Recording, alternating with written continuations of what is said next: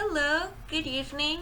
Um, so this is for the Read Aloud project. I'm excited to do this. I just want to give you a little heads up. I will probably be looking down at least in the beginning portion for a little bit, just due to the fact that I made some notes just to help me move along with the uh, project. I know that we'll be turning in the interactive read aloud fillable sheet, but I just kind of want to talk as well besides just turning it in, just so you know that I have a good grasp of the importance of a read aloud. So, my book that I chose for if I was to do to read to an actual classroom is Two Tall Houses. Um, Reasons why this is a good book for young preschool kids. One, it's an animal fantasy, so the animals have some basic human characteristics that I believe young children can relate to. Sentence structure wise, it's roughly one, maybe two sentences, depending if the animals are talking to each other or just basic one one sentence structure. But yeah. Let me see what else. Content wise, this book focuses a lot about two friends and having a conflict with each other. And I believe that's important to teach young preschoolers as well, because at this age, communication sometimes, especially if a young child has lived in a household where they are the sole or the only child in that household, I do believe sometimes when it comes to making friends or conversing with other young children, it does lead to some conflicts. So this book is good in teaching that aspect on the importance of being a good neighbor, good friend. Um, the theme, I guess, surrounding the book is friendship. Uh, the importance of why you need to be a good friend versus just being a friend who's arguing or getting mad at another friend instead of working out a solution. I think some important language and literacy. I know they're probably too young to um, understand this type of literature structure in their lives, but this book actually does introduce a little bit of homophones. For instance, right here on the cover, you have two tall houses, and then in some of the pages, the first page, you have this word two, but it's spelled differently, but they sound the same. So I know they're probably young and won't even understand or remember what a homophone is per se, but you can definitely introduce, hey, look, we have two words that sound the same. And it's a good conversation starter to introduce the idea of homophones, but it might still be a little too complex, but I mean, it's never too early to promote some new literature ideas, right? Let me see what else. What else does this book have? Again, sentence complexity. It's one to two sentences. Um, some of the words are a little bit new. Some might not be, but sentence wise, definitely just one to two sentences. If you have a child who's already advanced at reading at this age in their life, you can definitely have them read this story to you, or if they want to practice their reading skills, this would pretty much be a good book. Again, but the words are pretty doable to see, and the sentences aren't long. Vocabulary-wise, there are some new words in here. Not a lot, but there's some that you can definitely introduce them to besides the difference between the words to and to. We have vegetables. That's a nice big word to introduce. Or twilight.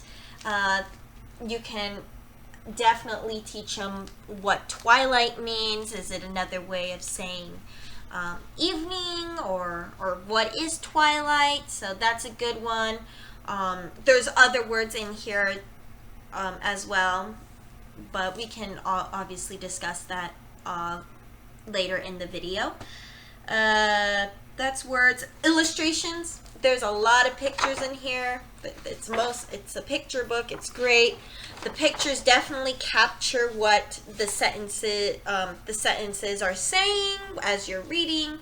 So you can definitely, as a teacher who is reading, you can point out, oh look, here's Rabbit. He's planting his vegetables, and there's Owl. He's looking at the forest, or things like that. So definitely pictures definitely match up to the situation on that is being read by the teacher in the sentences. And book and print features. You know what? I mean, easily readable. Not hard. For someone who's learning to read, this is probably a good book. But book and print features, easy to see. There's a few complex words, but not too many where the child will have no idea what they're reading. But not too simple where they're just saying cat in hat. So it's definitely got a bit of a variety for 3 to 5 year olds, and yeah, it's perfect. So now we get to the fun part, which is the actual read aloud. So from here on out until, I want to say, the introducing of the activity, I'm going to be talking to you as if I was talking to other students.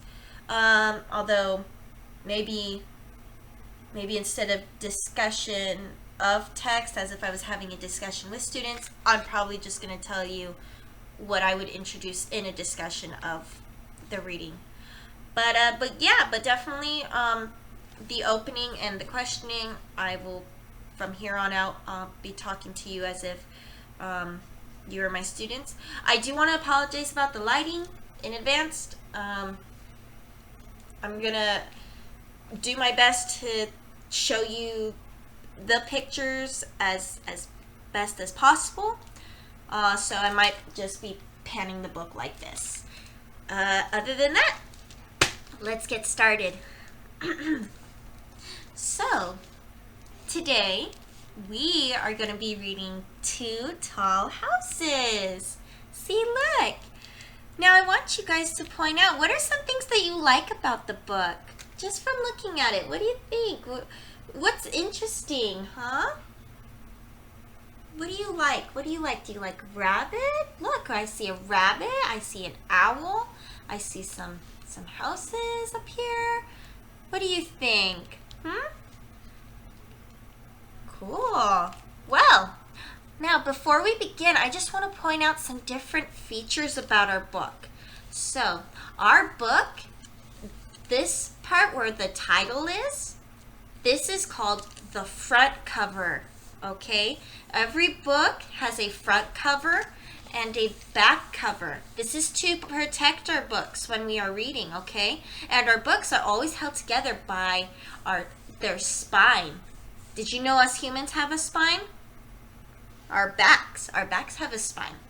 So, our books have spines too, so make sure we're very gentle when we handle our books, okay? So, before we begin reading, I just want you to look at our cover. What do you think's going to happen in our story? We haven't even read it yet. What do you think's going to happen? What do you think's going to happen?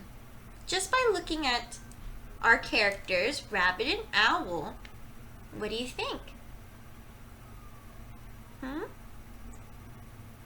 All right. Well then, why don't we get started, okay? We're going to start reading. So, we have our book, Two Tall Houses, by Gianna Marino. Gianna Marino is also not just the author, but she's the illustrator as well. So she made all the pretty pictures in this book.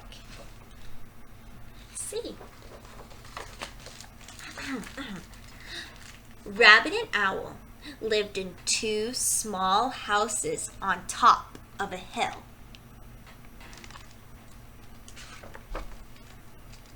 Rabbit liked to grow vegetables in the sun, and Owl enjoyed the view of the forest. There's Rabbit and his vegetables. Oh, look at Owl. He's looking at the forest. In the evening, they played under the twilight sky. Ooh. They were good neighbors and good friends. Until one day. Before we continue, what do you think's gonna happen? What's gonna happen? Because our author said until one day. Why don't you share with your partner what you think's gonna happen? All right, let's continue our story. Rabbit, Owl complained. Your garden is growing too tall. I can't see the forest. But what can I do? Replied Rabbit. I have to grow my food. Uh-oh, that doesn't sound good.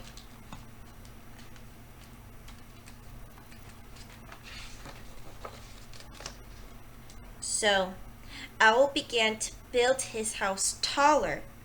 Rabbit watched and chittered his teeth. That's a new word. There goes Owl.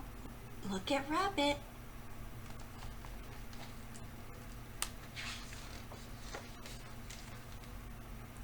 Owl, look what you did! Your house is blocking the sun from reaching my garden. But I have to see the forest, said Owl. So, Rabbit built his house taller too, and planted some vegetables on the roof. But when Rabbit watered his rooftop plants, look at Rabbit, look. Rooftop plants, what happens? It made Owl very angry. Uh-oh. So Owl built his house even taller. I want to be the tallest, yelled Rabbit. Have you ever gotten into an argument with a friend? Have you ever been mad at a friend before? Why were you angry with them? Because look at Owl.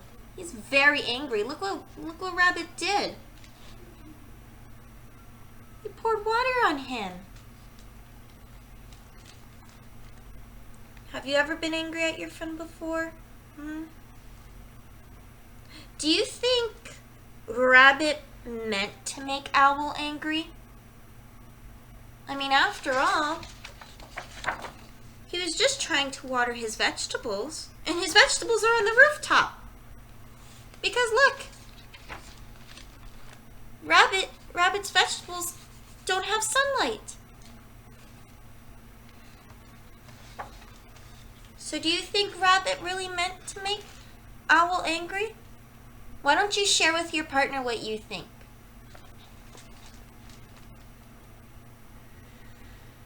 Okay, why don't we continue? "What?" screeched Owl. "You are so far below me that I can't hear you." So Rabbit built his house even taller and a fence around his garden. Whoa. Just keeps getting taller and taller.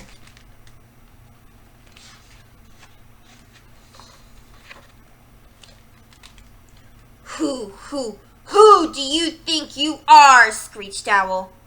And he went to find more twigs for his house.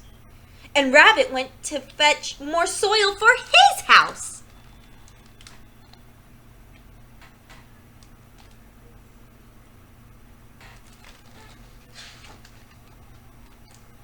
And soon they had the two tallest houses in the world. Those are tall houses. Why do you think they kept building their houses super tall?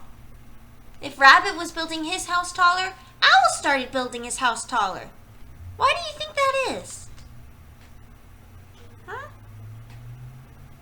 Why don't you share your ideas with the class? Why do you think Owl and Rabbit kept trying to outbuild each other?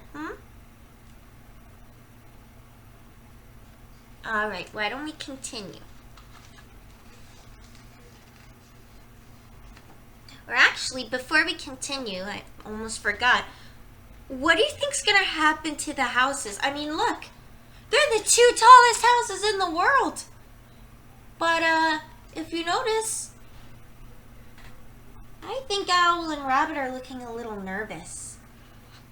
What do you think's gonna happen if they keep trying to build their houses even taller? What do you think? All right, well, why don't we find out?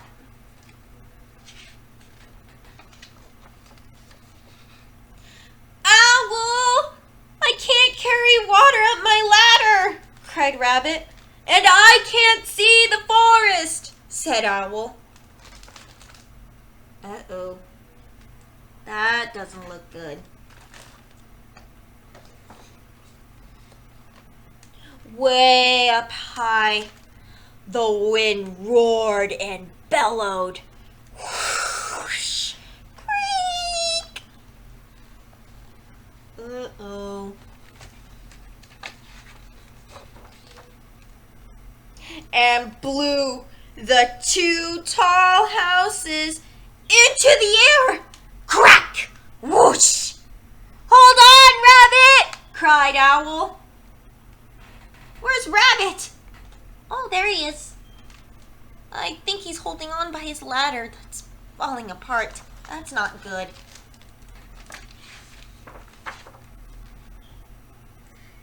They landed with a plunk.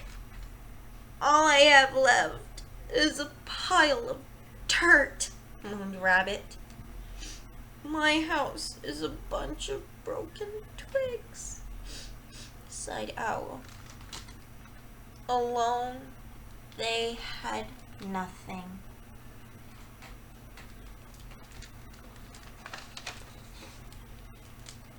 But together, they had all they needed. What did they have? What did they have? First they had nothing, and now together they have everything they needed? What do you think? What do you think they have everything they needed? What do you think the author's trying to say?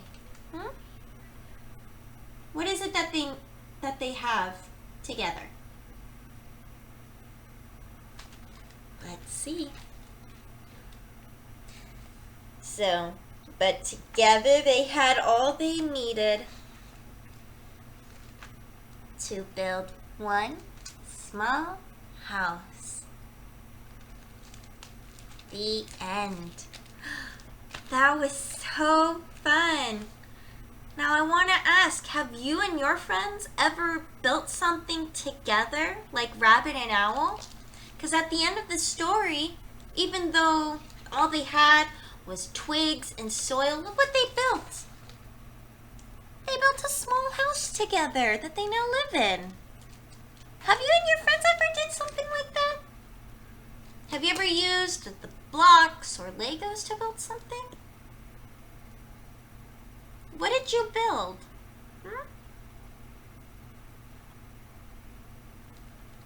All right. So now I'm done with my teacher voice. So I guess this would be the part of the discussion.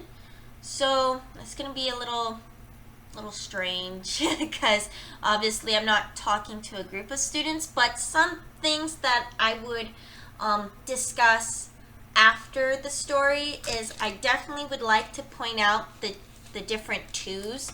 So we have two as in that's two tall houses versus the number 2 that's spelled in the beginning of the story. So 1, 2.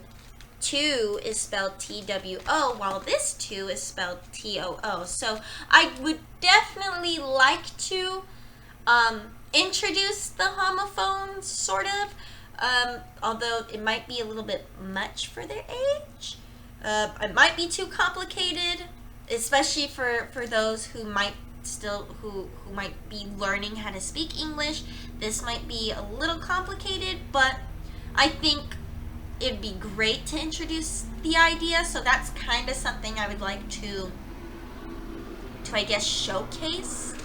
Another thing that we can definitely look at is some of the different words that are a bit different. So like twilight, or on this page we have rabbit watched and chittered.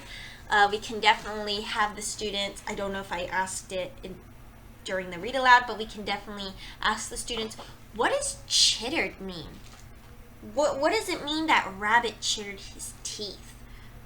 Can you show me what it means to chitter your teeth? And of course maybe we can show them like, oh, that means you're nervous? Like that.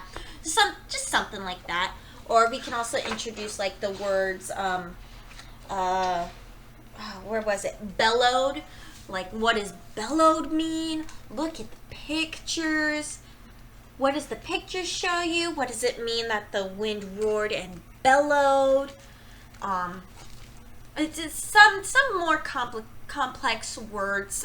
Get them used to the idea of a little bit more advanced vocabulary for them. And definitely, I would also like to discuss like the theme of the book as well, besides just vocabulary and literature, but the theme of the book, besides just asking them, oh, did you like the story? Because obviously, yes, I love the story, or no, I didn't really like it. But we can definitely ask, what does it mean to be a good friend or a good neighbor? How can you be a good friend or a good neighbor in your neighborhood or at home? What does it mean to be a good friend or a good sibling? So we can definitely use the theme to connect to outside of the classroom, besides just being in the classroom. And then last but not least, the fun activity. So the activity that I would try to implement, I wish I had some, but I don't. I live on campus, so I don't have any Lincoln Logs or anything. But I would like to get the students to build houses just like in the story, but instead of all of them just building their own house, I'd like them to work together to build a house. So I guess in a sense, instead of maybe doing it in table groups, we could maybe do this like outside, kind of like have them really build like owls or rabbits' houses, because rabbit built his house out of soil, owl was building his house out of twigs, and have them work in different groups outside to try to build houses out of twigs or soil. Or we can even do it somewhere inside, where maybe we can have them use logs or Legos, just something. But I think I would definitely do like Lincoln Logs, or maybe outside, something like that. And let me just make sure I'm not missing anything. Oh yeah, and just to teach them, you know what? It's important to talk to your friends when you have a problem, or you're going to end up like Owl and Rabbit, where they kept trying to build the houses and their houses ended up being a pile of dust. You're not working together, you're working against each other, and that doesn't really help anybody.